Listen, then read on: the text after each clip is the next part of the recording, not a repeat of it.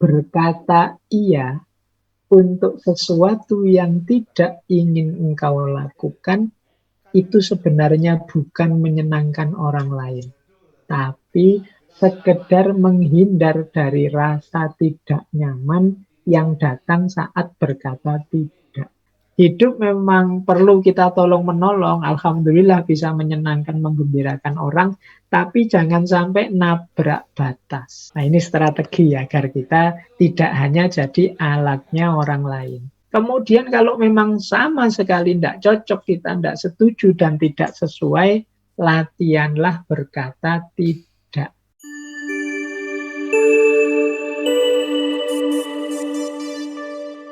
Baik, kita mulai langsung saja masuk ke tema yang sudah kita rencanakan untuk minggu kedua ini, yaitu tentang people pleaser.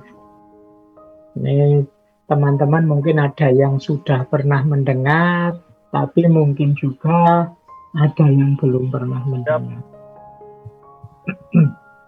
Tema people pleaser ini sebenarnya salah satu antitesis dari tema kita minggu yang lalu, yaitu self-love. Kalau self-love itu konotasinya positif untuk minggu lalu. Tapi malam hari ini, people pleaser ini konotasinya negatif. People pleaser itu orang yang fokus hidupnya bagaimana caranya menyenangkan orang lain. Sampai kemudian lupa bahwa dia sendiri juga berhak untuk bahagia. Ini namanya people pleaser. Ini wacana yang akrab mungkin untuk teman-teman yang kuliah di jurusan psikologi misalnya. Dan ini fenomena yang banyak kita jumpai hari ini. Kelompok people pleaser ini, apalagi hari ini kan kita hidup di medsos, yang logikanya adalah logika viral atau tidak viral. Logika medsos itu kan semakin banyak orang like, memfollow, mensukai kita, itu semakin kita merasa senang. Akhirnya fokus kita hanya gimana caranya orang senang padaku. Nah, nanti dalam banyak momen kita kadang-kadang tak sadar kita jadi orang yang berkarakter people pleasering. Kita ingin menyenangkan orang lain terus sampai lupa bahwa kita juga berhak loh untuk senang. Nah, jadi people pleaser ini kalau didefinisikan di buku-buku ya antara lain definisinya seperti itu. Orang-orang yang selalu ingin menyenangkan orang lain, menjadikan orang lain sebagai tujuan atau pusat hidupnya, sehingga bahkan mengorbankan kebahagiaan, kenyamanannya sendiri untuk orang lain. Bahkan ada yang sampai menganggap dirinya sendiri bukan prioritas. Prioritas utama ya gimana caranya orang itu senang padaku. Mereka menganggap nilai dirinya terletak pada pandangan baik orang lain terhadap dirinya. Nah, ini nanti penjelasannya harus hati-hati karena selama ini teman-teman kan sering diceramahi, sering diminta untuk peduli sesama. Jadi, nah, people pleaser ini tidak sama persis dengan peduli sesama tadi. Tapi people pleaser ini orang yang menggadaikan kebebasannya, orang yang memasrahkan eksistensi kesejatian dirinya kepada orang lain. Nah, ini namanya people pleaser. Saya tidak tahu teman-teman pernah merasakan gejala seperti ini atau tidak. Ya nanti coba teman-teman setelah ngaji ini coba dipikir-pikir. Jangan-jangan kita masuk kategori orang-orang yang people pleaser ini. Inginnya dipuji terus, inginnya di-like terus, ingin orang senang terus pada kita. Sehingga kita melakukan apapun tidak masalah. Itu kan banyak kan yang mungkin punya channel YouTube, mau bikin konten-konten. Padahal itu bukan tipe kita, bukan gaya kita. Tapi kok ya kalau saya begini banyak yang like ya. Kalau saya begini banyak yang memfollow ya. Ya sudahlah aku gini saja terus. Meskipun yang itu kita bukan ahlinya, yang itu kita bukan keinginan kita. Nah, itu mungkin kita sering mengalami yang seperti itu. Kalau dalam filsafat, mungkin teman-teman ingat dulu sekali kita pernah ngaji tentang tokoh filosof namanya Heidegger. Heidegger ini orang sering menyebutnya filosof yang punya gaya berpikir eksistensialis, meskipun beliau ini lebih terkenal sebagai seorang filosof yang gayanya fenomenologis. Nah, Heidegger ini membagi manusia itu jadi dua. Yang pertama manusia otentik, namanya Dasein. Yang kedua manusia yang tidak otentik, namanya Dasman. Dasein itu manusia otentik, itu manusia yang jadi dirinya sendiri, eksis sebagai dirinya sendiri, hidup versi keinginannya sendiri. Ini namanya manusia yang otentik.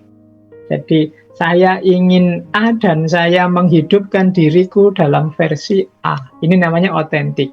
Yang aku jalankan sekarang ya ini keinginanku. Yang aku lakukan sekarang ya persis seperti inilah yang aku ingin hidupkan dalam diriku. Ini namanya manusia yang otentik. Tapi nanti ada manusia yang jenisnya Dasman. Dasman itu manusia yang tenggelam dalam lingkungan sekelilingnya. Jadi dia ini tidak kelihatan. Kenapa? Karena hidupnya selalu, kalau orang lain ke utara, dia ke utara. Orang lain ke selatan, dia ke selatan. Kita sering menyebut orang-orang seperti ini tidak punya prinsip. Yang penting orang senang saja, tidak ada yang marah padaku, tidak ada yang tersinggung denganku. Apa yang aku lakukan, ya ikut mereka saja. Ini orang namanya Dasman, orang yang tenggelam. Dia seolah-olah ada, tapi sebenarnya tidak ada, dia tidak dihitung. Kalau bahasa Arab itu ada peribahasa wujuduhu ka'adamihi. Jadi adanya seperti tidak adanya. Nah, people pleaser ini jenis orang yang semacam itu. Jadi orang yang seolah-olah ada, padahal dia tidak ada. Keberadaannya dipakai hanya untuk orang lain, menyenangkan orang, menggembirakan orang, membuat orang suka atau setuju dengan dirinya, dan lain sebagainya. Jadi, ini awalnya ini, semoga sudah mulai bisa ditangkap. Ciri umumnya people pleaser itu ada 4. Yang pertama, dia selalu ingin bagaimana agar orang itu senang. Menyenangkan orang itu maksudnya senang pada dirinya atau senang pada diri kita. Gimana orang senang terus pada kita. Sehingga masuk yang kedua, kita cenderung setuju. Orang ini punya pendapat apa, orang ini punya keinginan apa, punya permintaan apa, kita iyai saja, kita oke saja. Bila perlu kita bantu, dia ingin apa. Wah, sampean bagus, sampean baik. Wah, saya bantu apa yang ingin dia. Itu ya, ini gaya seperti ini. Jadi kita ingin menyenangkan orang dengan cara menyetujui apapun pendapatnya, apapun keinginannya, apapun permintaannya. Jadi karena kita takut dia marah, kita takut dia tidak suka sama kita takut dia ninggal kita. Nah, jadi ini ciri kedua. Jadi kita menyetujui apapun keinginannya, sehingga kita khawatir kalau dia kecewa, kalau dia marah. Bahkan sampai mengabaikan pendapat kita sendiri atau kenyamanan kita sendiri. Misalnya teman kita ngajak, yuk malam-malam gini nyate yuk. Enak loh sate di sana. Padahal kita tahu kita itu tidak suka sate di warung itu, kita pernah nyoba. Tapi ya demi teman, ayolah. Saya juga suka kok ke sana. Itu padahal kita tidak suka. Itu dalam rangka apa? Kita takut dia kecewa, kita takut dia marah, kita takut dia tidak berkenan dengan kita. Jadi kita mengabaikan pendapat kita sendiri, kenyamanan kita sendiri demi kesenangan orang lain, demi kesetujuan, demi kenyamanan orang lain. Nah ini saya tidak tahu teman-teman pernah begini atau tidak. Nah, nanti kita lihat ya. Ya meskipun dalam hidup ini kadang-kadang kita butuh, kadang kita menyebutnya basa-basi semacam itu, tapi nanti sampai level tertentu, model people pleaser ini membahayakan untuk kita sebagai manusia. Nanti kita lihat di titik-titik mana people pleaser ini membuat diri kita sebagai manusia jadi tidak otentik lagi, tidak asli lagi. Kita jadi manusia yang palsu, bukan diri kita sendiri. Nah, yang penting kita ingat dulu ciri umum 4 ini ya. Kita selalu ingin menyenangkan orang, setuju apapun pendapat, keinginan, permintaan orang. Khawatir kalau orang itu nanti kecewa, marah sama kita, sampai kita mengabaikan pendapat kita sendiri, kebenaran kita sendiri, kenyamanan kita sendiri. Jadi ini 4 ciri-ciri umum dari yang kita sebut malam hari ini sebagai people pleaser. Hari ini kan banyak kita begini, misalnya di medsos-medsos. Aslinya ya kita tidak suka sih teman kita begitu, tapi wong temen mau gimana lagi, ya kita jempoli lah, kita kasih emoticon ketawa ya, padahal gitu aslinya kita merengut, tapi ya di WA dia kita pakai ketawa-ketawa, padahal sebenarnya ya ndak lucu sih, misalnya tapi kita ikut, ya sudah mau teman mau gimana lagi, misalnya itu jenis gaya menyenangkan orang, tapi nanti kalau sudah sangat dalam dia jadi negatif, people pleaser ini. Nah, ini lebih detail lagi, another sign, tanda-tanda yang lain. Kalau kita ini terkena people pleaser, nanti bahkan ada level namanya people pleaser syndrome. Nah, ini semacam gejala orang yang sudah agak sakit jiwa ini, kalau sudah terlalu dalam semangat untuk menyenangkan orang lain. Nah, tanda yang lain apa? Yang pertama adalah tidak bisa bilang tidak. Jadi kalau teman yang minta, kalau dia yang minta, kalau pokoknya ya harus iya. Nggak enak mau bilang tidak itu. Nah, itu ciri pertama sudah. Kalau kita berat sekali mengatakan tidak, padahal sebenarnya ya kita nggak setuju sih. Tapi ya gimana lagi, wong ya teman, ya sudahlah, oke sajalah. Nah, itu berarti kita nggak bisa bilang tidak. Saya tahu dia salah, saya tahu dia keliru, tapi ya mau gimana lagi? Wong ya sahabat, sudah lama berteman, oke lah, setuju sajalah. Nah, ini namanya tidak bisa bilang tidak. Yang kedua, cirinya adalah rendah diri. Nah, ini biasanya di tengah kelompok kita, mungkin isinya orang-orang yang menurut kita pinter-pinter lah, ahli-ahli lah, jago-jago lah, entah dalam bidang apa. Dan kita merasa kita ini yang paling kecil di situ. Kita ini yang paling tidak punya kemampuan apa-apa. Kita ini yang tidak punya keistimewaan apa-apa. Ya sudahlah, monggo saja yang pinter-pinter yang memutuskan. Saya manut saja. Nah, kita kan sering begini. Silahkan saja yang ahli-ahli sana memutuskan. Saya tak ikut saja. Nah, kita sering begini. Ini hati-hati, kalau tidak hati-hati kita jatuh pada people pleaser ini. Ada nada kita tidak percaya diri. Kita merendahkan diri kita sendiri. Padahal mungkin ya kita punya pikiran-pikiran bagus loh. Mungkin pendapat kita mungkin bisa jadi alternatif loh. Tapi kita merasa tidak mampu. Kita merasa tidak bisa. Pokoknya saya ikut sajalah, diputuskan apa. Ini people pleaser. Kadang-kadang kalau dua orang yang sama-sama punya mental people pleaser ketemu, itu tidak putus-putus masalah itu. Jadi kalau sedang rapat atau sedang diskusi, enaknya gimana? Wah, saya ikut sajalah. Saya juga ikut saja, monggo, enaknya gimana? Saya juga ikut saja. Akhirnya tidak jalan-jalan. Diajak makan yang satu, terserah saja mau makan di mana. Yang satu juga begitu, ya saya juga terserah lah, monggo enaknya di mana. Silahkan yang memutuskan. Enggak, bapak saja. Enggak jalan.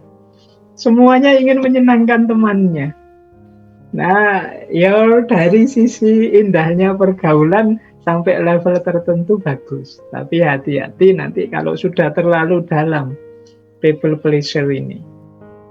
Apalagi sampai yang ketiga ini, misalnya selalu setuju dengan pendapatnya orang lain, mengabaikan pendapatnya sendiri hanya untuk menghindari perdebatan. Nah, kita mungkin tahu bahwa, temanku ini salah, pendapatnya seperti ini menurutku tidak cocok. Aku ngerti sendiri yang benar itu seperti ini. Tapi nanti kalau saya sampaikan mesti debat, mesti rame ini gegeran. Enggak usahlah, daripada rame nanti persahabatan kita retak nanti. Sudahlah biar saja. Ini kemungkinan kita sudah ada gejala-gejala people pleaser tadi. Selalu setuju dengan pendapatnya orang lain meskipun kita tidak setuju. Padahal mungkin kalau kita sampaikan pendapat kita, bisa jadi teman kita juga bisa berpikir dua kali tentang pandangannya yang kita anggap keliru. Tapi karena kita diam saja, ya akhirnya tidak ada perubahan apa-apa. Ya benar sih, tidak ada perdebatan, tidak ada permusuhan, tapi yang salah tetap salah, yang keliru, keliru terus. Nah, ini tanda yang ketiga. Jadi, semoga kita mulai hari ini agak waspada agar tidak jatuh pada sindrom people pleaser ini. Terus merasa bertanggung jawab terhadap perasaannya orang lain. Jadi kita itu merasa bersalah sekali kalau orang misalnya ya tersinggung dengan kita. Wah, saya menyinggung perasaannya, ndak enak ini. Padahal mungkin teman kita saja yang agak terlalu sensitif. Nah, perasaan rasa ndak enak terus di hadapan teman itu another sign. Jadi ciri-ciri, tanda-tanda kemungkinan kita punya karakter people pleaser ini. Kita merasa bertanggung jawab terus terhadap kondisi, perasaan teman-teman, orang-orang di sekeliling kita. Kemudian minta maaf untuk hal-hal yang sebenarnya nggak usah minta maaf, nggak apa-apa. Tapi kita akan terbiasa, saya nggak tahu ya, mungkin orang timur ya, apa-apa itu saya minta maaf ya karena harus bertanya ini. Loh, bertanya saja, enggak apa-apa, silahkan bertanya. Belum jelas mau apa kok sudah minta maaf. Kadang-kadang untuk sesuatu yang memang tugas kita misalnya, itu kita minta maaf. Yang memang kewajiban kita, itu kita minta maaf. Apa saja kita minta maaf. Ini hubungannya dengan rasa bertanggung jawab atas perasaan orang lain tadi. Akhirnya kita banyak sekali minta maaf, termasuk untuk hal-hal yang seharusnya ya kalau untuk yang seperti itu tidak perlu minta maaf. Wong itu memang kewajiban kita, wong itu memang yang harus kita jalankan begitu. Nah, kalau kita terdorong untuk terus merasa bersalah, ingin minta maaf terus karena khawatir teman kita tidak enak hati, ayo introspeksi, jangan-jangan kita sudah punya kena sindrom ini, kena sindrom people pleaser. Kemudian sering menyalahkan diri sendiri. Kalau ada apa saja yang disalahkan aku, wah ini mesti gara-gara aku ini tadi. Aku kurang bisa menjaga ini, kurang bisa jaga mulut, kurang bisa jaga tindakan, ini mesti salah. Kalau ada kasus, kalau ada peristiwa apa, selalu yang disalahkan dirinya sendiri. Ini kemungkinan people pleaser. Jelas-jelas mungkin yang salah temannya, misalnya temannya pembohong, berkhianat. Itu kadang kita ya, wah mungkin salahku ya, tidak bisa membuat temanku jujur, akhirnya dia jadi bohong. Itu jadi yang bohong sana, yang kita salahkan diri kita sendiri. Mungkin aku tidak bisa nuntun dia, mungkin aku. Nah ini tanda-tanda mungkin kita terkena people pleaser ini. Kemudian tidak banyak waktu untuk diri sendiri. Jadi, tidak punya banyak waktu luang untuk diri kita sendiri. Ini kemungkinan karena kita sibuknya mikir perasaan orang lain. Kita sibuk berpikir bagaimana orang menanggapi aku. Aku ini sudah cocok apa tidak di depan dia, di depan mereka. Ini membuat kita kehabisan waktu untuk diri kita sendiri. Ciri selanjutnya, kita membutuhkan pujian.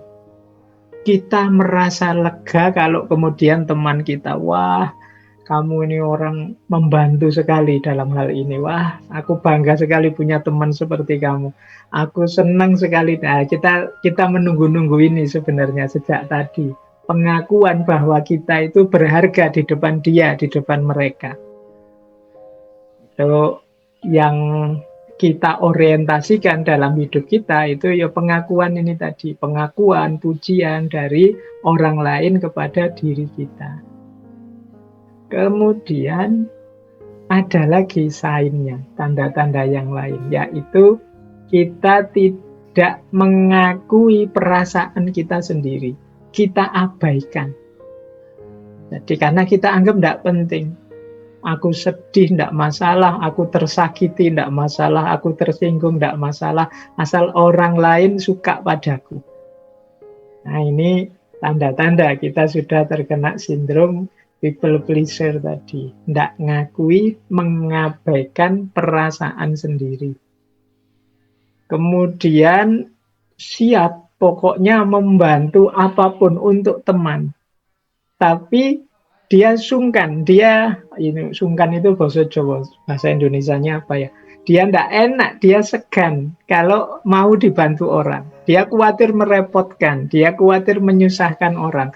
Karena nanti khawatir temannya menilai bahwa wah sampean ini sering merepotkan, sering menyusahkan. Khawatir dapat klaim itu. Sehingga dia kalau mau dibantu, itu dia merasa segan, merasa sungkan.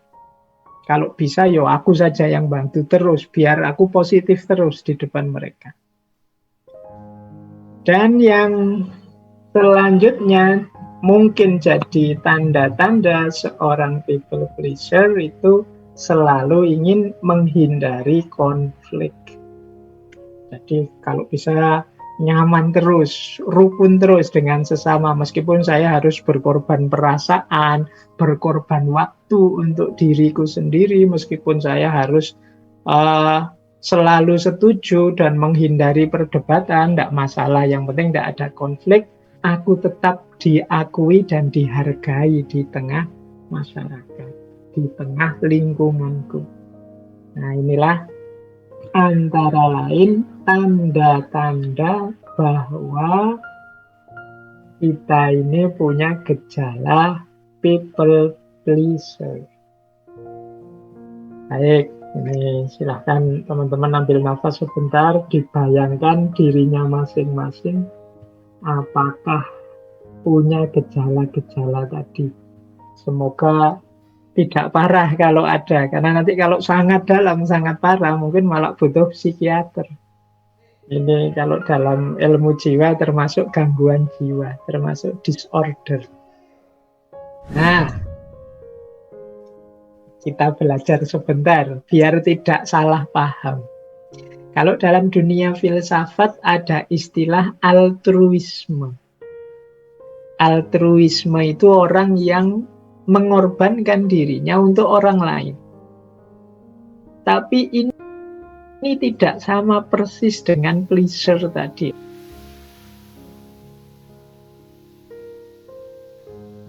Orang yang hanya ingin menyenangkan orang lain.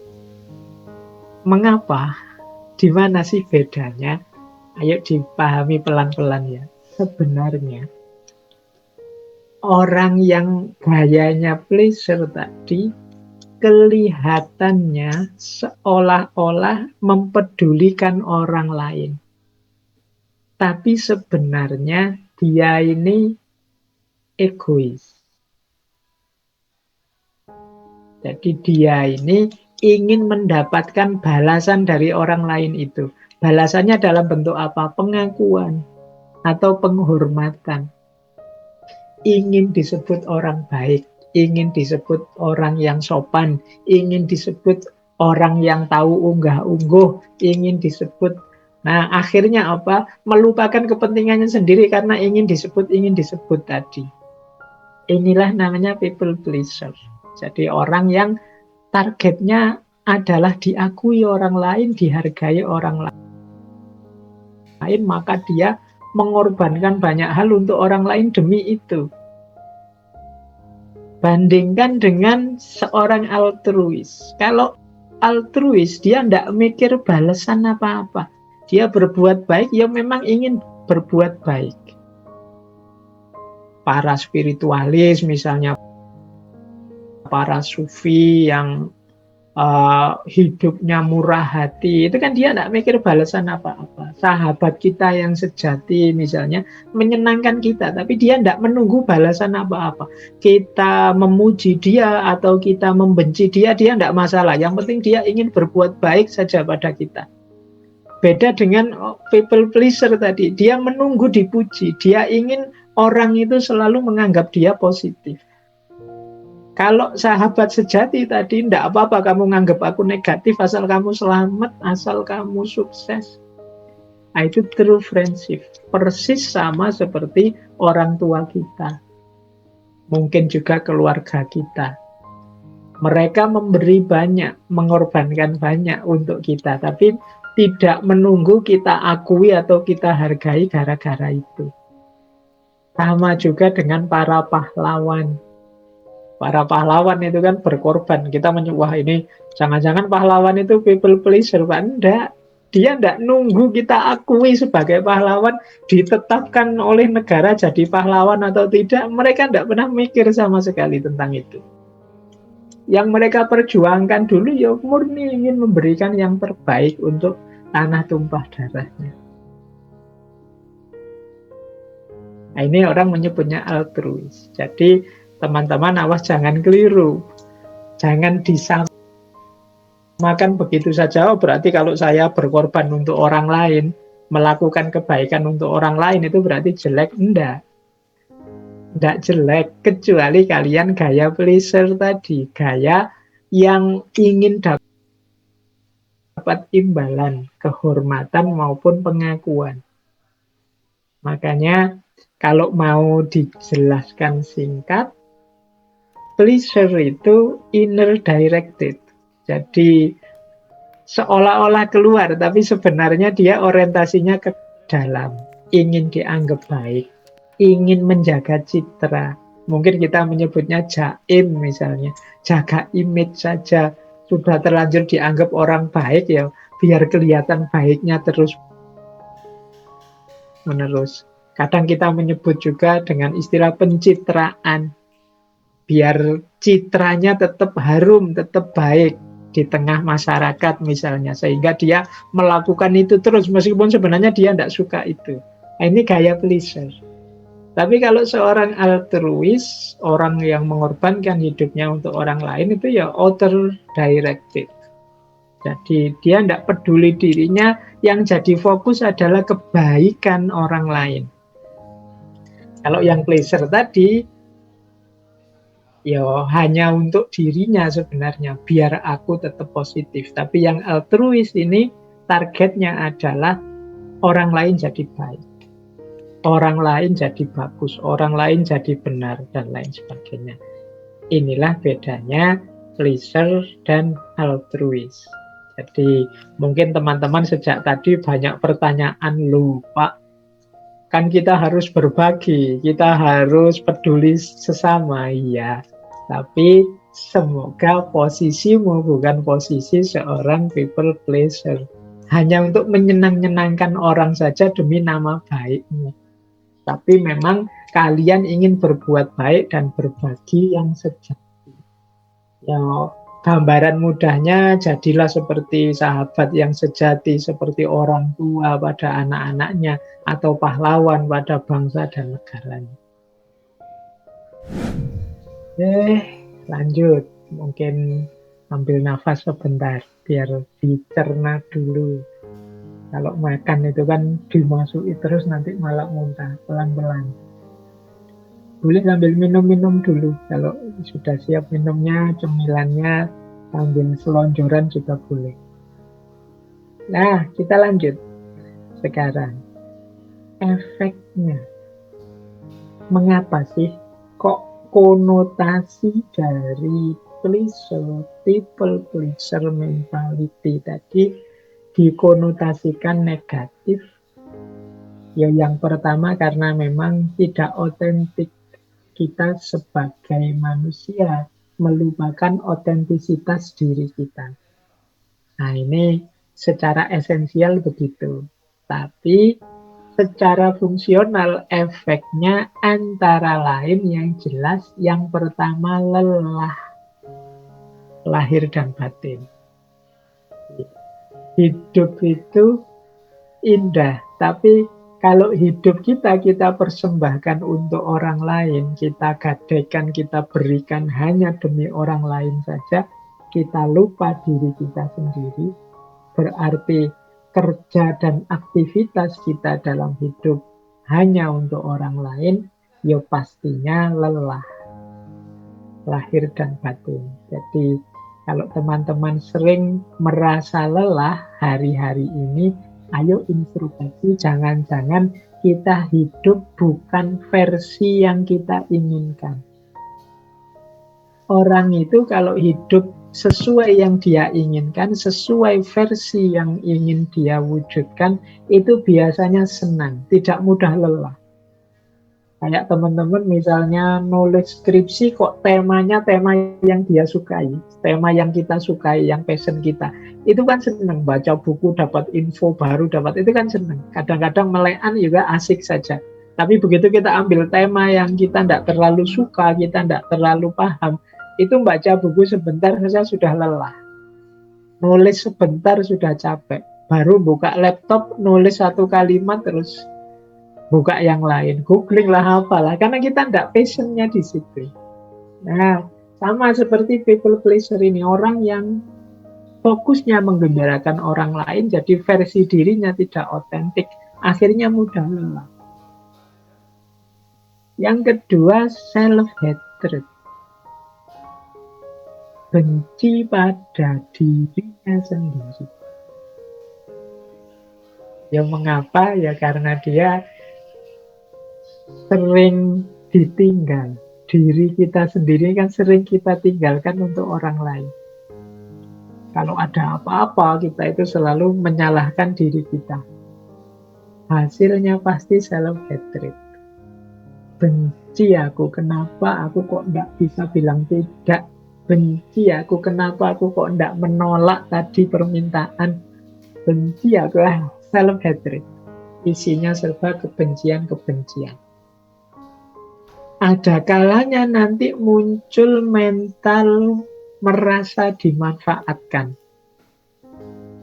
Kayak aku ini alat saja untuk kesenangan orang lain. Mungkin kesadaran merasa dimanfaatkan ini bisa muncul lama-lama kalau kita gayanya people pleaser terus. Dan ini akan membuat kita lelah luar biasa.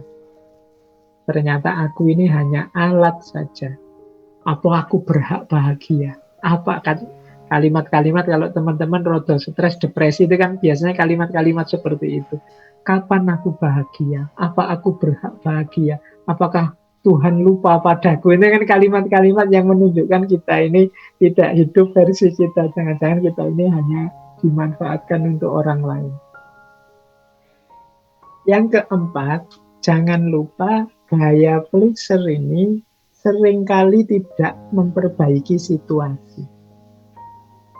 Kita yang hanya ingin menyenangkan orang saja, jangan dikira itu nanti hasilnya semuanya senang atau situasinya jadi lebih baik. Bisa jadi yang nomor 5 itu, yang lain akhirnya juga kecewa dengan kita karena kita tidak asli, kita hanya pura-pura.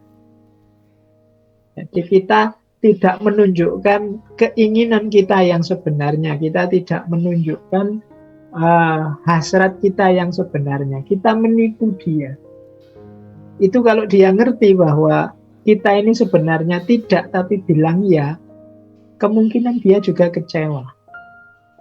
Jadi dia tidak memperbaiki situasi, bisa jadi malah juga mengecewakan yang lain. Misalnya kita sama orang tua misalnya, saya sudah berkorban ini untuk orang tua saya, demi orang tua saya bahagia misalnya. Diksi berkorban itu kan menunjukkan sebenarnya kita tidak suka melakukan itu, hanya karena mengikuti orang tua. Loh, itu kalau orang tua kita tahu, itu bisa jadi mereka juga akan sangat sedih, sangat kecewa dengan kita. Teman kita yang tahu bahwa kita mengorbankan banyak hal untuk dirinya, bisa jadi dia juga akan kecewa. Jadi kita tidak asli, kita tidak sejati. Kita menipu mereka. Kita hanya ingin menyenangkan mereka. Jadi situasi tidak jadi lebih baik, bisa jadi akhirnya semuanya kecewa. Bisa nambah masalah. Jadi alasan-alasan inilah maka tadi pleasure itu sesuatu yang dikonotasikan sebagai negatif. Jadi ya, menghindari ketidaknyamanan sesaat, tapi bisa jadi nanti kita ketemu ketidaknyamanan yang jauh lebih panjang dari kekecewaan-kekecewaan yang kita hasilkan sendiri. Baik, kita lanjutkan. Nah, sekarang kita lihat beberapa pendapat dari para filosof tentang people pleaser ini. Yang pertama misalnya dari Paulo Coelho. Kata Coelho, saat engkau berkata iya kepada orang lain, pastikan engkau tidak berkata tidak kepada dirimu. Jadi kalau memang kita ingin menggembirakan orang lain, pastikan itu memang keinginan kita. Bukan karena terpaksa, bukan karena motifnya hanya untuk orang lain saja. Tapi itu memang kebutuhan kita, keinginan kita, kepentingan kita. Jangan sampai keluar bilang iya, di dalam sebenarnya tidak. Ini dalam pergaulan sehari-hari ya seperti ewuh pekewuh tadi atau basa-basi itu kan sering. Padahal harusnya kita bilang iya tapi kita bilang tidak atau sebaliknya. Itu kemungkinan kita akan menyesal sendiri karena menipu diri. Kadang-kadang kan kita misalnya, mari mas, sudah makan. Itu kan karena tidak enak kita bilang sudah, padahal belum. Kita mau jawab belum, tidak enak. Ya akhirnya ya kita tidak dapat makan gratis. Mungkin orang yang nawari kita juga kecewa kalau tahu sebenarnya kita itu belum makan, cuma bilang sudah. Jadi kalau memang iya, bilanglah ya. Kalau tidak, bilang tidak. Dilanjutkan oleh Lao Tse. Kata Lao Tse, pedulikan pikiran orang lain dan engkau akan jadi tawanannya mereka. Orang-orang pleaser ini tadi kan yang diincar pandangan orang, pendapat orang, komentar orang. Ini kan yang kita kejar hari-hari ini. Kata Lao Tse, ya sudah, kalau kamu fokusnya ke situ ya kamu akan selalu jadi tawanannya orang lain.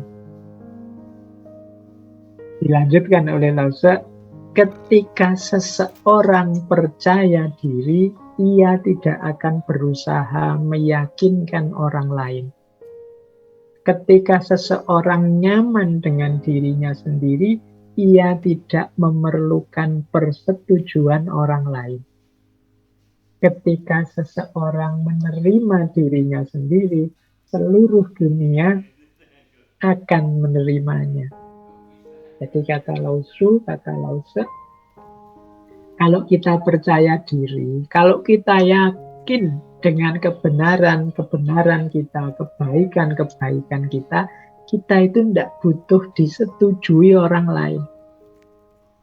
Mengapa kita masih perlu pengakuan, kita masih perlu persetujuan orang lain?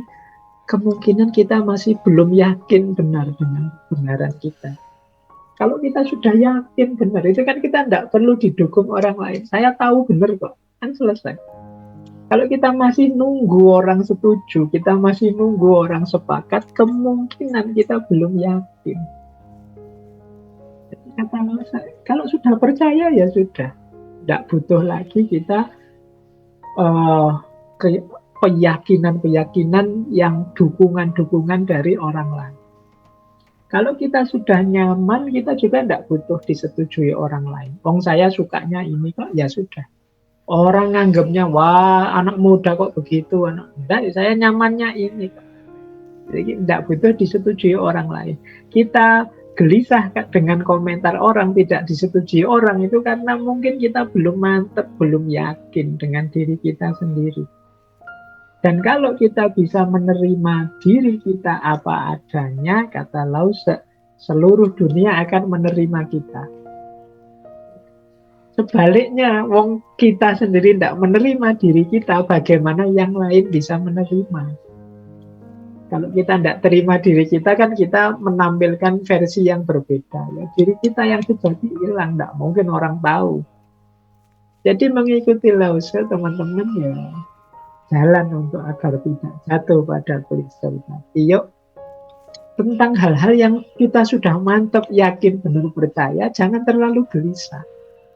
Saya yakin kok ini benar Pak, ya biar saja teman-teman melakukan apa, berkomentar apa, menurut saya yang baik ya seperti ini. Nah ini gayanya Lause. Boleh disambungkan dengan pandangannya Aesop. Aesop ini filosof era Helenisme Yunani yang terkenal sekali dengan karyanya dalam bentuk fabel, cerita-cerita binatang. Dia punya kalimat, kalau engkau mencoba menyenangkan semua orang, sebenarnya engkau tidak menyenangkan siapapun. Saya ingin menggembirakan semua orang, itu jatuhnya kamu tidak menggembirakan siapapun. Jadi, kenapa? Tidak mungkin kamu bisa menggembirakan semua orang itu. Tidak mungkin kita bisa disetujui semua orang. Akan selalu ada orang yang tidak sesuai dengan yang kita lakukan, tidak cocok, tidak setuju dengan yang kita jalankan. Jadi, kalau kita mencoba menyenangkan semua orang, jatuhnya adalah tidak ada satupun orang yang kita senangkan. Karena hidup ini dinamis. Jadi jangan bercita-cita memuaskan semua orang. Kalian tidak akan jalan nanti. Begitu kalian putuskan, saya melakukan ini Pak, ini menyenangkan semua orang. Terus pasti ketemu, ternyata kelompok ini tidak suka. Kalau begitu saya memutuskan yang ini saja. Kelompok ini tadi suka. Tapi gantian, yang ini yang tidak suka. Dan kita tidak akan menyenangkan siapapun pada akhirnya. Kalau misi kita adalah menyenangkan semua orang. Makanya Aristoteles memutuskan kalau tidak mau dikomentari, tidak mau dikritik, kalau kita sangat peduli dengan komentarnya orang, ya sudah.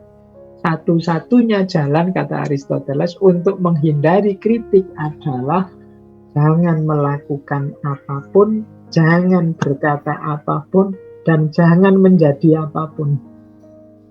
Jadi kalau kita hidup dengan standar komentarnya orang, karena pasti kita akan ketemu komentar pahit, komentar orang tidak suka, komentar orang tidak nyaman, meskipun juga pasti ada orang yang suka, orang yang nyaman dengan kita.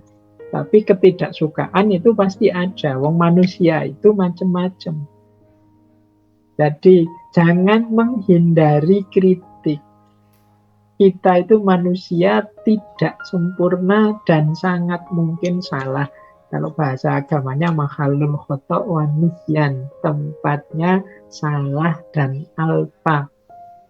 Berarti apa? Alhamdulillah kalau ada yang kritik, membantu kita muhasabah, introspeksi. Jangan menghindari kritik.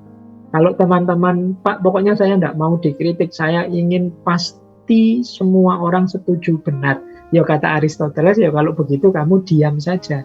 Tidak usah melakukan apa-apa, tidak usah ngomong apa-apa, dan tidak usah jadi apa-apa. Aman sudah, tidak ada yang komentar. Tapi ya kita tidak berkembang.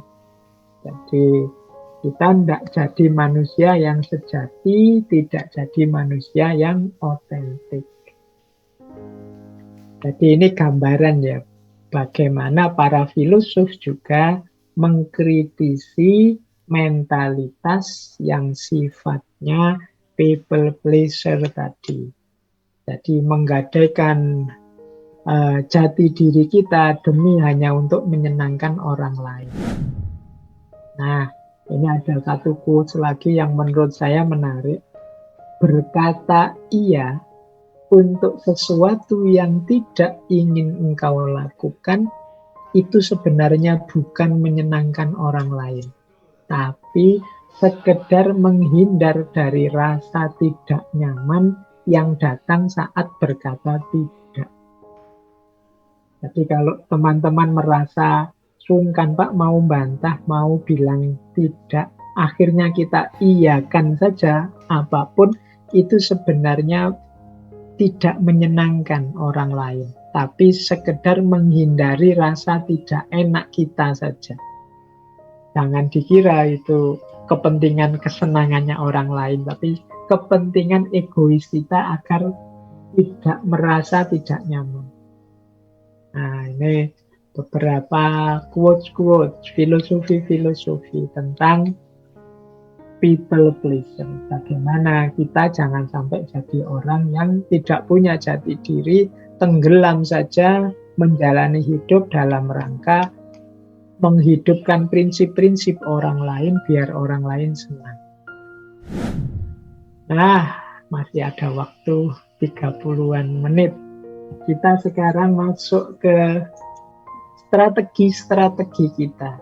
Gimana biar kita tidak jatuh pada aspek-aspek people pleaser tadi.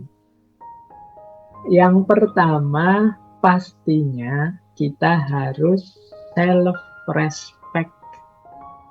Self-respect itu menghargai diri kita. Apapun itu adanya. Jadi apapun situasinya kita hargai.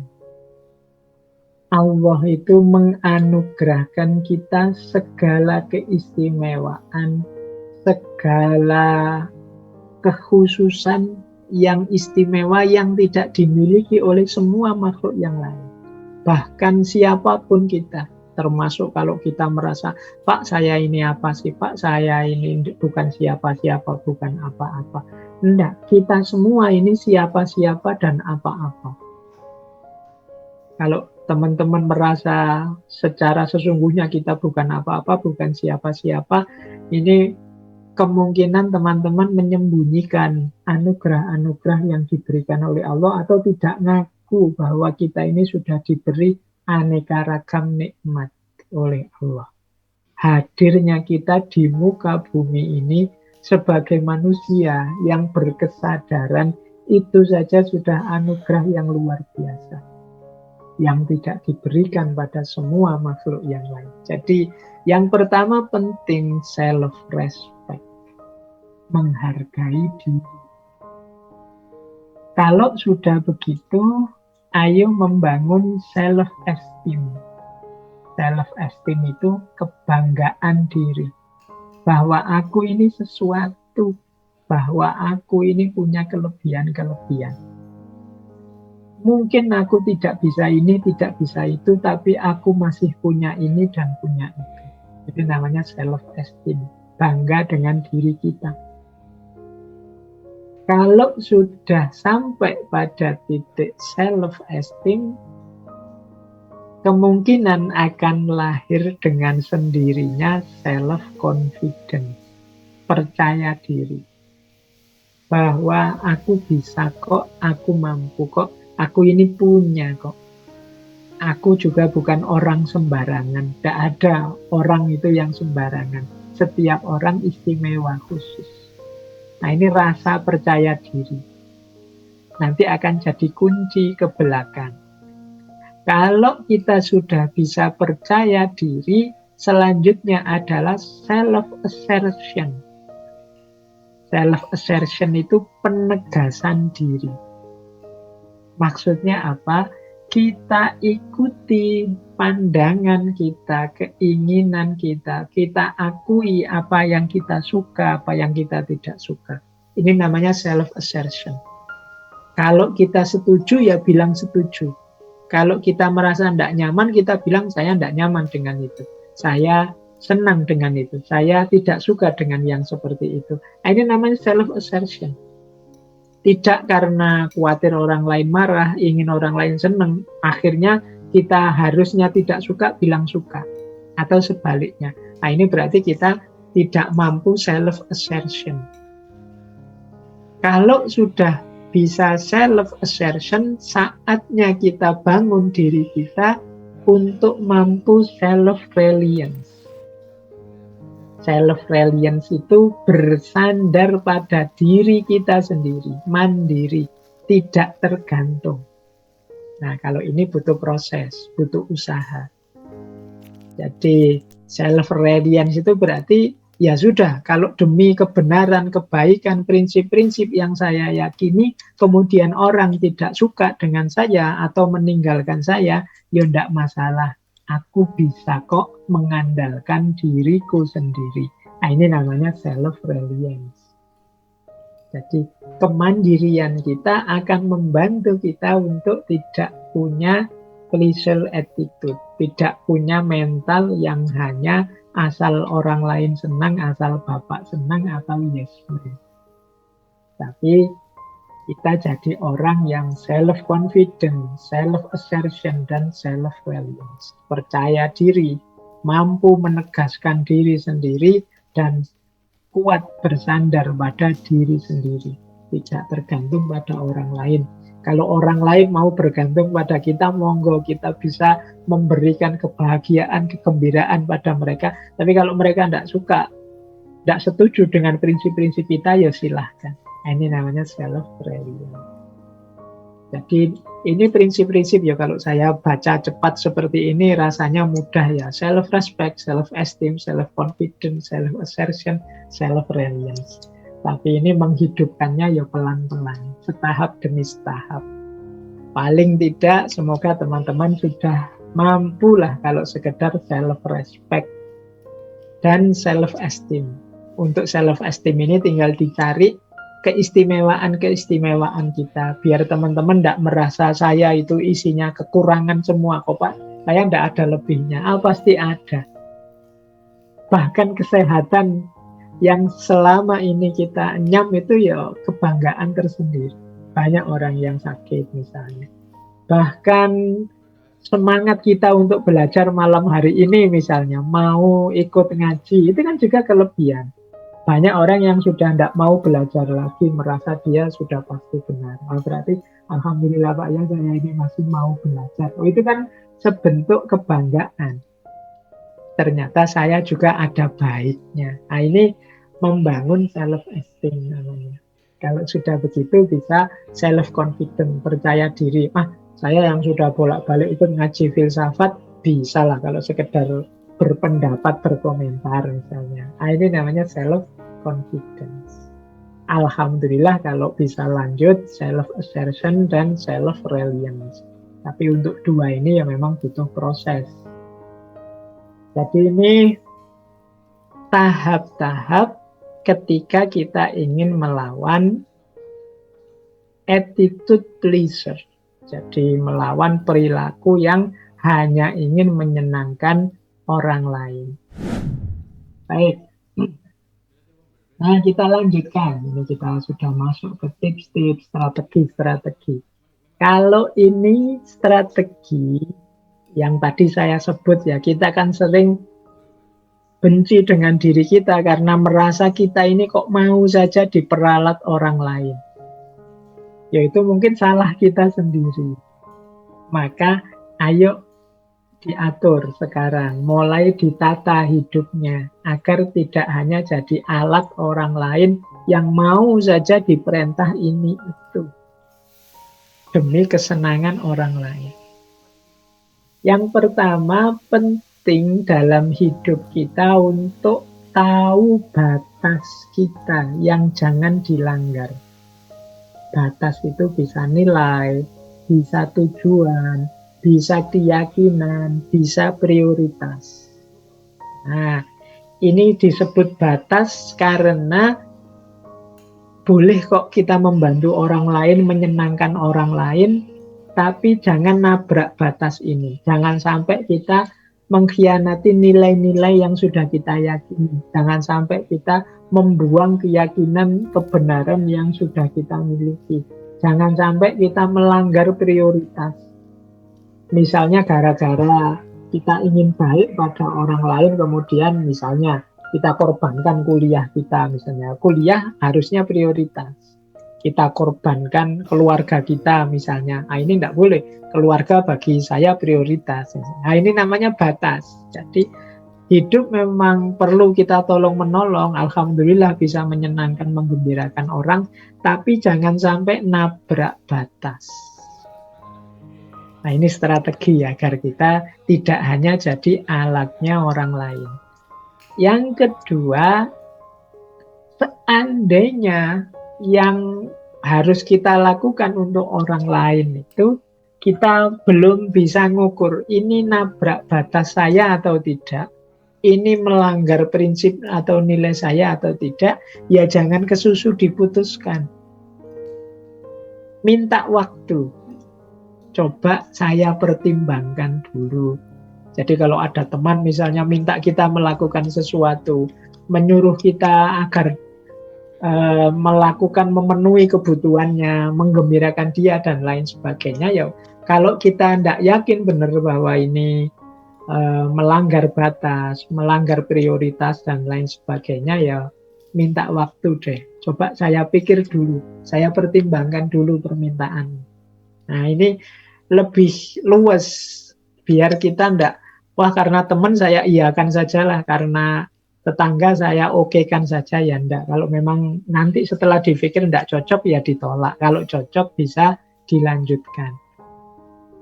Kemudian batasi penawaran. Kalau memang bisa dan mungkin, ya kalian bisa nawar. Nawar itu misalnya dia mintanya 3 hari, mbok yo 1 hari atau 2 hari saja, biar sisa hari bisa saya manfaatkan untuk hal lain yang lebih penting misalnya. Ini namanya membatasi. Sampean kan bisa juga melakukan itu. Meskipun tidak sepenuhnya, nanti saya bantu deh sedikit-sedikit. Kalau saya terus yang melakukan nanti malah tidak mandiri. Misalnya. Ini namanya nawar. Biar kita tidak hanya diperalat. Biar kita tidak hanya jadi alat yang menggembirakan dia, biar dia juga bisa mencari kegembiraannya sendiri. Nah, itu namanya kita beri penawaran-penawaran. Kemudian kalau memang sama sekali tidak cocok, kita tidak setuju dan tidak sesuai, latihanlah berkata tidak. Harus berani. Jadi, karena semakin kita tidak berani, tidak siap berkata tidak, kita akan semakin sulit untuk keluar dari jerat people pleaser tadi. Dan yang terakhir, agar kita tidak jadi alatnya orang lain, adalah sampaikan juga preferensi kita. Preferensi kita itu maksudnya keinginan kita. Sampaikan juga pendapat kita. Sampaikan juga komentar kita. Oke, saya siap bantu kamu. Tapi menurut saya, bukankah yang lebih baik begini misalnya. Itu namanya preferensi. Tapi menurut saya cocoknya kan lebih enak begini. Itu namanya preferensi. Jadi bagaimana biar orang juga tahu bahwa kita ini bukan alat yang bisa dipakai ke sana kemari sesuka mereka. Kita juga punya prinsip. Kita juga punya pendirian. Inilah cara kita agar tidak jadi alatnya orang lain. Makanya kalau diringkas tadi ya, adanya di 5 prinsip ini. Yang pertama, identify your why, delay, delegate, communication, and practice saying no. Jadi yang pertama, kita harus punya nilai identify your why, itu kita tahu argumennya, kita tahu dasarnya, mengapa kita melakukan itu, mengapa kita membantu teman, mengapa kita ingin membahagiakan dia, kita tahu alasannya. Kemudian delay. Delay itu kita pending sebentar untuk berpikir, untuk mempertimbangkan. Kalau mungkin delegate. Delegate itu ya digarap bersama-sama, didelegasikan. Jangan semuanya kita yang melakukan. Kemudian communication. Wong kita ini manusia dengan manusia, kalau bisa dikomunikasikan. Mana yang paling baik yang bisa dilakukan. Dan yang terakhir, practice saying no. Practice saying no itu latihan mengatakan tidak.